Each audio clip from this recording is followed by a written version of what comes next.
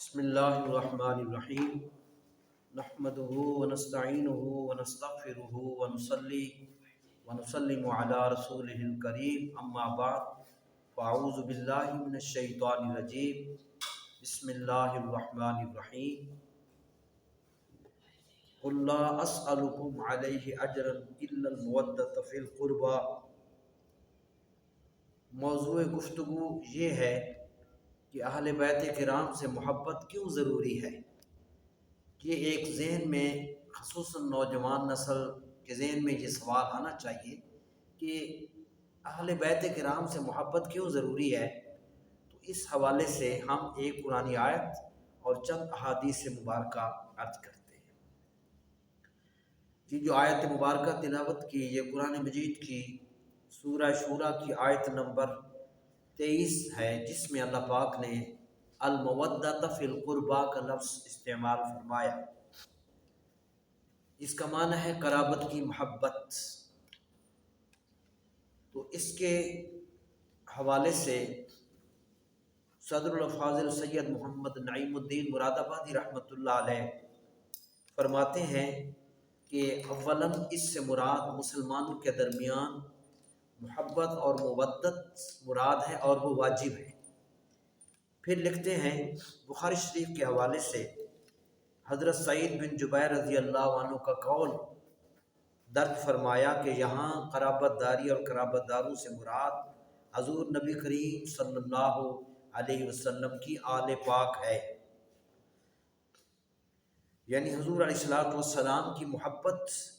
اور حضور صلی اللہ علیہ وسلم کے جتنے بھی اقارب ہیں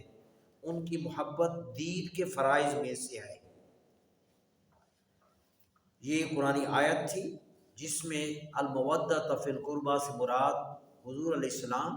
اور حضور علیہ السلام کی آل پاک اور تمام اہل ایمان میں محبت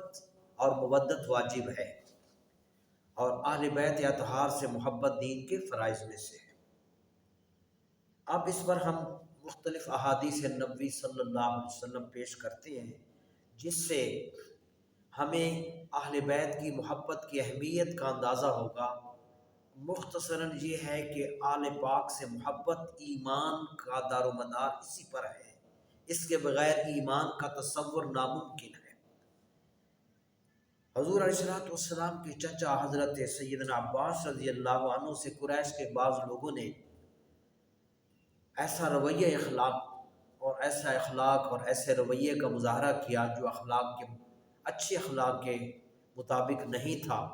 حضرت سیدنا عباس رضی اللہ تعالی عنہ غصے کی حالت میں نبی کریم علیہ السلام کی بارگاہ میں حاضر ہوئے اور ان کے اس رویہ کی شکایت کی۔ کریم آقا صلی اللہ علیہ وآلہ وسلم کو جب یہ معلوم ہوا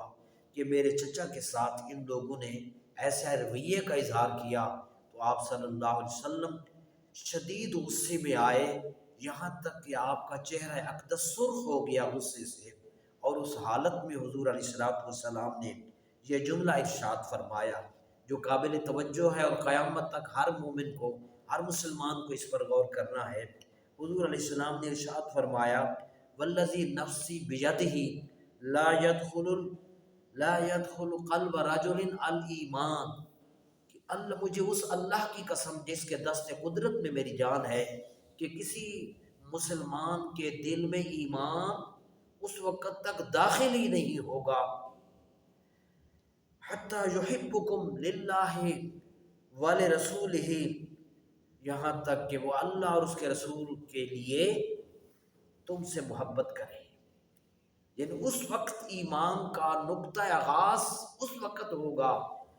جب وہ تم اہل بیت سے اللہ رسول کی خاطر محبت کرے گا۔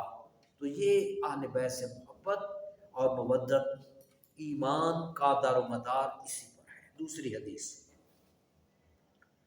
جسے امام ترمذی نے روایت کیا، حضور علیہ السلام کا ارشاد ہے احب اللہ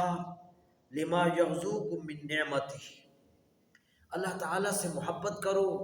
کیونکہ وہ اپنی نعمتوں سے تمہیں روزی اور رزق عطا کرتا ہے۔ وجہ بتائی، اللہ سے محبت اس لیے کرو۔ اب پھر دوسرا جملہ جس میں اس اللہ کی محبت کے حصول کا ذریعہ بتایا، ارشاد فرمایا وَأَحِبُّونِي لِحُبِّ اللَّهِ، اور اللہ کی محبت کے لیے مجھ سے محبت کرو، یعنی اللہ کی محبت میری محبت سے تمہیں ملے گی۔ اور پھر ارشاد فرمایا وَأَحِبُّ أَهْلَ بَيْتِي لِحُبِّي، اور میری محبت کیسے حاصل ہوگی؟ فرمایا میرے اہل بیت سے محبت کرو گے تو میری محبت حاصل ہو جائے گی، اور جب مجھ سے محبت کرو گے اللہ کی محبت حاصل ہوگی۔ یہ ترتیب تھی۔ آخری بات، یہ حدیث پاک حضرت ابو ذر رضی اللہ تعالی عنہ نے بیت اللہ شریف کے دروازے کو پکڑ کر آپ صلی اللہ علیہ وآلہ وسلم نے، آپ رضی اللہ عنہ نے یہ حدیث بیان فرمائی کہ میں نے حضور علیہ السلام کو یہ فرماتے ہوئے سنا، الا لوگوں آگاہ رہو، خبردار ہو جاؤ، مثل اہل بیتی فیکم مثل سفینۃ نوح، کہ تم میں میرے اہل بیت کی حیثیت حضرت نوح علیہ السلام، جناب نوح علیہ السلام کی کشتی کی ہے۔ اللہ اکبر، من رکبہا نجا، جو اس کشتی میں سوار ہو گیا نجات پا گیا، ومن تخلف عنہا، اور جو اس سے پیچھے رہ گیا، جو اس محبت سے، اس تعلق کے اہل بیت سے محروم رہ گیا، ہلاکا، وہ ہلاک ہو گیا۔ اس لیے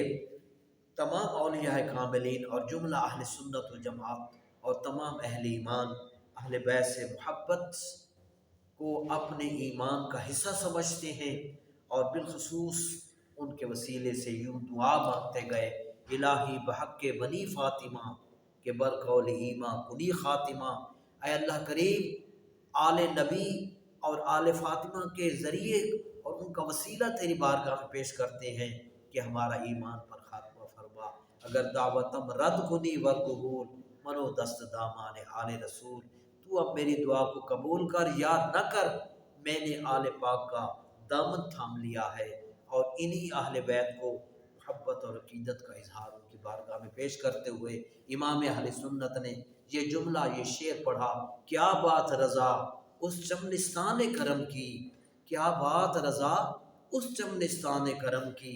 زہرا ہے کلی جس میں حسین و حسن پھول۔ تو آئیے ہم